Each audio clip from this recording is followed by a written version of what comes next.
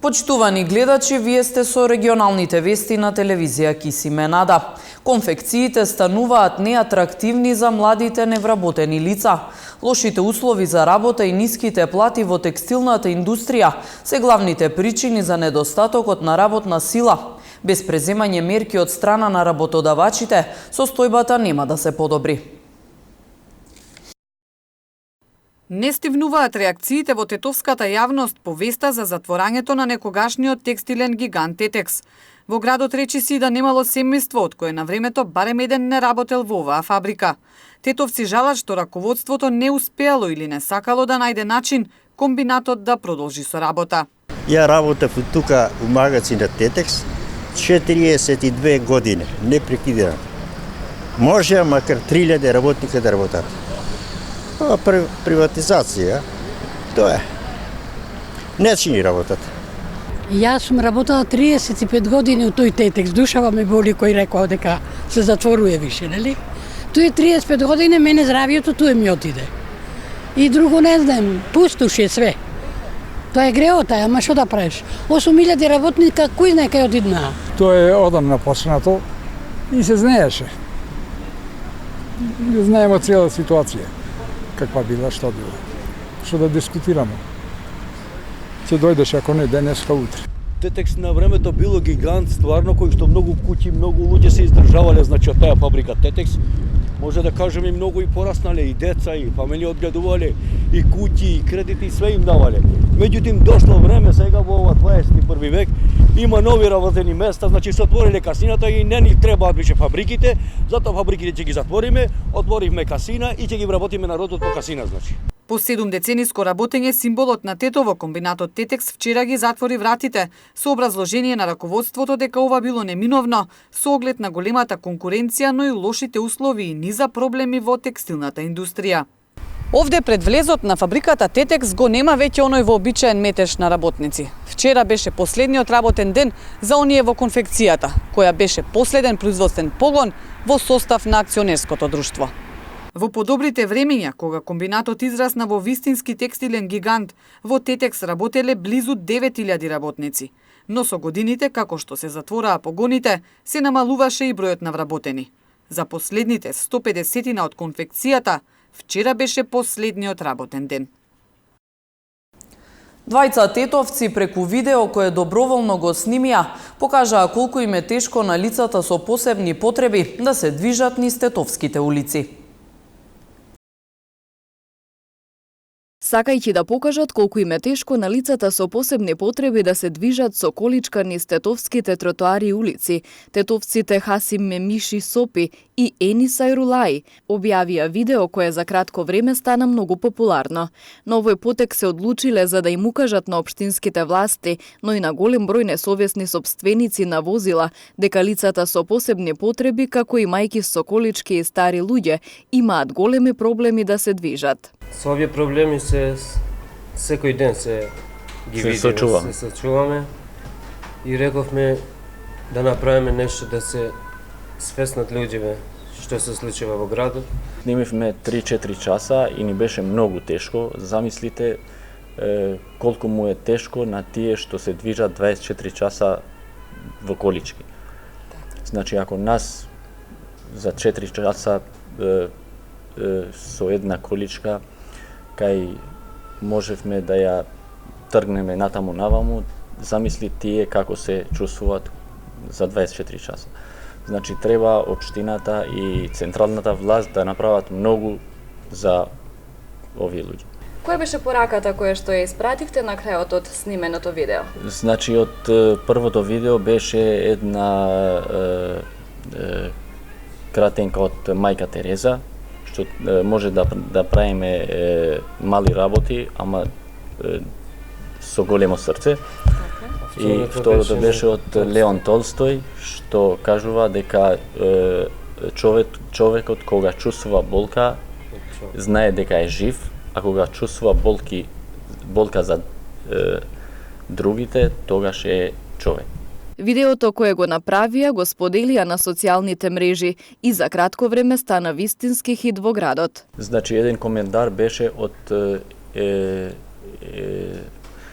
еден со посебни потреби и тој ни се заблагодарил во социјалните мрежи и ни кажал браво, фала многу, само вие мислите на нас, никој друг. Дури еден се јавил од Швајцарија. Јавите се на, кажи ми дечкото кој количка за мене да помогне, да ја пратим количка со струја. Мемиши Ајрулај направија уште едно видео во кое ја критикуваат некултурата на луѓето кои фрлаат отпадоци на секаде низ градот, а во подготовка е видео со кое сакаат да покажат со какви проблеми се среќаваат возилата на брзата помош кога се движат низ градските улици. Тој што чисти може да ни е и татко, и дедо, и војко. Па треба да бидеме посвесни кај фрламе, што фрламе. Сега ја пишуваме сценариото за следното видео, што ќе биде со амбулантната кола, проблемите што ги има амбулантната кола кога се движи од болница до некој што има потреба. Хасим Мемиши Сопи е актер во Тетовскиот театар, а Енис Ајрулај го завршил факултетот за јавна администрација, но како што вели, бидејќи нема партиска книшка, сега работи во кафуле во Тетово. Центарот за развој на Полошкиот плански регион во Тетово беше домаќин на работна средба на која се дискутираше на тема банкарство со храна. Во Македонија се фрлаат големи количини на храна, а од организацијата која врши функција на единствена банка за храна во земјава се потенцира дека решение за проблемот е применување на соодветен закон. Во Македонија се фрла толкава количина на храна која што е доволна за да се нахрани барем третина од Тетово. Ова го тврдат од засега единствената банка за храна во земјава, организација која се залага за воведување на закон за донирање на вишок од храна.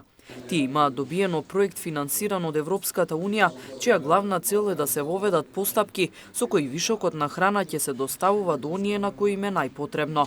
Но овие теми се разговараше на денешната работна средба, која се одржи во Центарот за развој на Полошкиот плански регион. Колку законот може да помогне во справувањето со гладот во Македонија, бидејќи ние велиме дека гладот е најтежок вид на сиромаштија, може многу, бидејќи ги знаеме европските искуства, знаеме што се случува таму, искуството веќе 10 години сме на истата маса со сите тие големи банки за храна широм Европа, споредбено со нивната ситуација, законот доколку се донесе и почне да се имплементира онака како што е предвидено, слободно може да кажам дека ќе имаме многу вишок храна, ќе нема на кого да ја дадеме.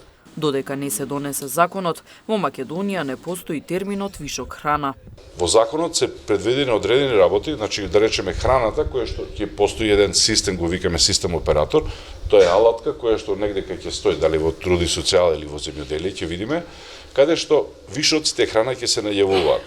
Тој вишокот на храна можеме ние како организации, меѓутоа треба да исполниме 3 услови, да бидеме оператори со донирана вишок храна, така е регулирано во законот, каде што на кој начин ќе ја иземаме. Тоа значи дека ние мора да имаме решение од Агенцијата за храна ветеринарство, да ги исполнуваме минимум условите за складиштење, регистрирање на храната, и да имаме решение од јавен интерес од Министерството за труд и социјална политика, каде што ќе обавуваме јавен интерес. Тие два услова не обврзуваат да имаме складиште и превозно средство и вработен човек, кој што ќе се грижи за тој дел. Проектот се реализира во 10 општини, а вклучени се 18 организации. Од Банката за храна додаваат дека со оглед на големиот број на партнери и вклучени организации, тие имаат капацитет секојдневно да собираат вишок храна и истата да ја доставуваат до крајните корисници. Не стивнуваат бранувањата во гостиварското образование. На пресконференција денес излегоа новоименуваните директори на училиштата кои беа обвинети дека не поседуваат лиценци за овие функции. Во меѓувреме, во училиштата се губат часови. По вчерашната пресконференција на сменетите директори од гостиварските училишта, денеска реагираа новопоставените. Вела дека на функциите се законски поставени, а ги отфрлија обвинувањата дека учениците губеле по неколку часови. Градоначалникот на општина Гостивар назначил лица што немат лиценци. Јас исто така и тоа го демантирам, дека имам лиценца од 27.5.2019 имам лиценца, Плюс имам и сертификат за јазик, за познавање на англиски, значи Bullets А2 степен. Плюс и тоа го имам. Значи, со документи сум законски све. Вчера разрешените директори на училиштата реагираа дека градоначалникот Таравари незаконски ги отстрани од функциите. За Таравари пак, ова е нов обид на централната власт, по трет пат да му ги одземе ингеренциите во област образование. Политичка игра, нели знаете, денеска е 10 февруари, ако не грешам, задутре треба да се распушти парламентот. На ниедна општина до сега во историјата на Македонија не и се одземени два пати ингеренции, ова е обид за одземање трет пат. Зошто ни се случува вака? Се случува бидејќи парламентот се распушта задутре и последните моменти за да се одземаат ингеренциите во образование на општина Гостивар по трет пат е денеска, утре или задутре. Потоа не може да ги одзема. Сите решенија со кои се разрешуваат директори се назначени како нул. Значи се поништени.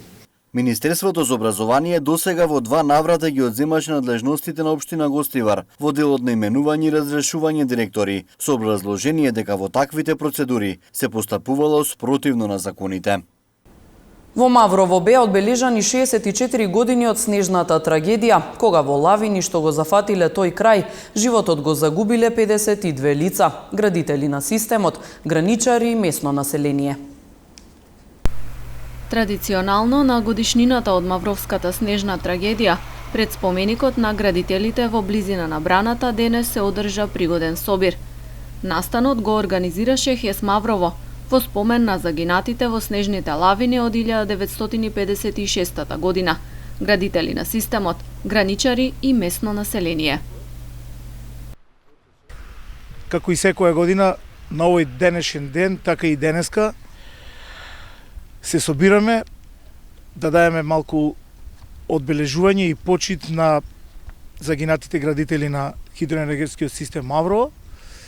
Токму денеска се навршуваат 64 години од таа февруарска трагедија.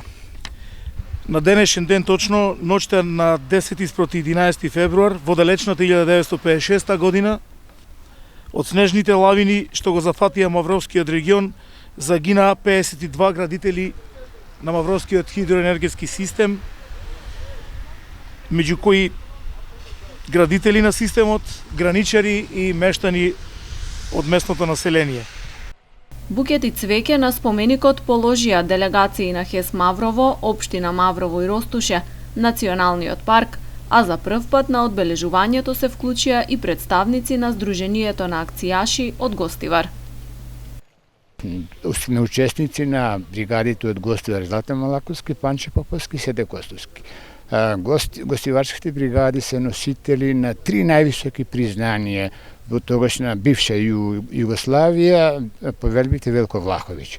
Кај што сме оделе, достојно сме представувале нашето дружение, а ние практично сме продолжители на овие што имаат загинато 56 година. Тоа од нас, еве сега парко се вклучуваме, ќе продолжиме идните години да присуствуваме на вакви манифестации. Одбележувањето во Маврово се заокружи со едноминутно молчење, во знак на почит кон оние кои ги загубиле своите животи во трагедијата во периодот на изградбата на хидроенергетскиот систем. Февруарската снежна трагедија е една од најголемите предизвикани од временска непогода на нашето подречје. Се случила во околината на селата Рибница, Торбешки мост и Стрезимир. Од 100 луѓе, колку што биле затрупани во лавините, спасувачките екипи успеале да излечат половина од нив. Споменикот на градителите е подигнат во 1970 година, а ја символизира нивната храброст и пожртвуваност. Во чест на загинатите градители, секоја година се организира и меѓународен надпревар во нордиско скијање, Мавровски меморијал. Физички напади, приведени лица и повреден работник. Ова се случувањата регистрирани во полицискиот билтен на СВР Тетово. 52 годишен гостиварец вчера пријавил дека неговиот малолетен син и уште еден ученик, негов другар, биле физички нападнати од неколку други ученици во Гостиварско средно училиште. Ноќеска околу 1 часот бил лишен од слобода 49-годишник од Гостиварско село, кој во алкохолизирана состојба претходно физички ги нападнал неговата сопруга и малолетниот син со употреба на остар предмет. 10 минути по полноќ пак бил приведен и 30-годишник од Гостиварска Лакавица, кој претходно агресивно се однесувал и додека пријавувал пожар на неговото возило, ги навредувал и омаловажувал полициските службеници. Од СВР Тетово информираат и за приведување на 2 лица од Чеченија, Руска Федерација во Гостивар, бидејќи при нивен преглед и претрес извршен со судска наредба. Во собите на угостителскиот објект во кој престојувале била пронајдена марихуана. Вчера во полицијата пријавено е дека во гостиварска фабрика, додека монтирале опрема во производствен погон, се повредил 32-годишник од Гостивар, кој бил пренесен во гостиварската болница Ферит Мурат за укажување лекарска помош. Само во еден ден при полициска контрола откриени биле 73 возила со фолии. 73 возила со затемнети стакла се откриени вчера во рамки на сообраќајно-контролните активности на СВР Тетово, кои континуирано се спроведуваат на поширокото тетовско подрачје. 67 возачи сами ги отстраниле фолиите од нивните возила, додека 6 не го сториле тоа и законски се санкционирани. Од СВР Тетово информираат и дека во контролата исто така биле откриени 3 возила со истечена регистрација, 2 возачи без возачка дозвола, еден кој зборувал на телефон додека возел и други прекршоци. На возачите прекршители изготвени им се соодветни поднесоци, зависно од видот и карактерот на констатираните прекршоци.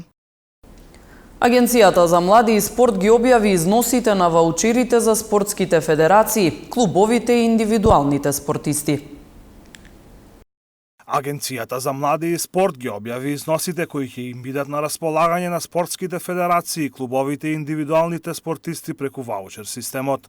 По овој основ во спортот ќе влезат 10 милиони евра од даночното ослободување за фирмите. Спортските клубови од полок по овој основ ќе можат да реализираат околу 750.000 евра, од кои околу 2/3 се за клубовите од Тетовскиот регион, додека остатокот за клубовите од Гостивар. Најголем ваучер од клубовите од нашиот регион има фудбалскиот клуб Шкендија, 11.500.000 денари. Следува кошаркарскиот клуб Гостивар со 9.900.000 денари, додека фудбалскиот клуб Ренова на располагање ќе има 6 милиони денари. Од одбојкарските екипи најголем ваучер доби Лирија од Жеровјане, 3 милиони денари, додека Универзитет Тетово има половина милион помалку. Останатите 20 на спортски клубови од полок имаат ваучери помали од 2 милиони денари. Директорот на Агенцијата за млади и спорт Дарко Каевски смета дека ваучер системот го подигнал нивото на спортот во Македонија. Очекуваната реализација за овие ваучери е 90%. Разговарајќи со многу спортски работници, со многу индивидуи од спортските клубови, велат дека буквално ова е една од мерките која што е за спас на спортот. Голем дел од спортските клубови кои го искористија ваучерот се развиваат, купуваат дополнителни играчи, дополнително ги развиваат своите капацитети, дополнително партиципираат на големи активности, пред се во индивидуалните спортови кои што се од особена важност за спортот во нашата држава. Еден од главните фокуси на владата е развивање на пред се индивидуалните олимписки спортови и токму оваа мерка ваучер придонесува кон развој на истите. Сметам дека во оваа 2020 година дека ќе има зголемена искористеност на ваучерите. Нашите проекции се некаде околу 90% на искористеност, што значи се што е над 90% ќе биде огромна полза за спортот. Тоа се нови средства кои што покрај оние кои што ги даваме како Агенција за млади и спорт, дополнително и владата, дополнително и локалната самоуправа, општините, се средства кои што директно влегуваат во спортот. Ваучерите кои ги додели Агенцијата за млади и спорт вчера, од денеска ќе започнат да се дистрибуираат до националните спортски федерации, а потоа и до клубовите и спортистите, пошто веднаш ќе можат да бидат реализирани. Рокот за реализација е 31 декември, односно до крајот на годината.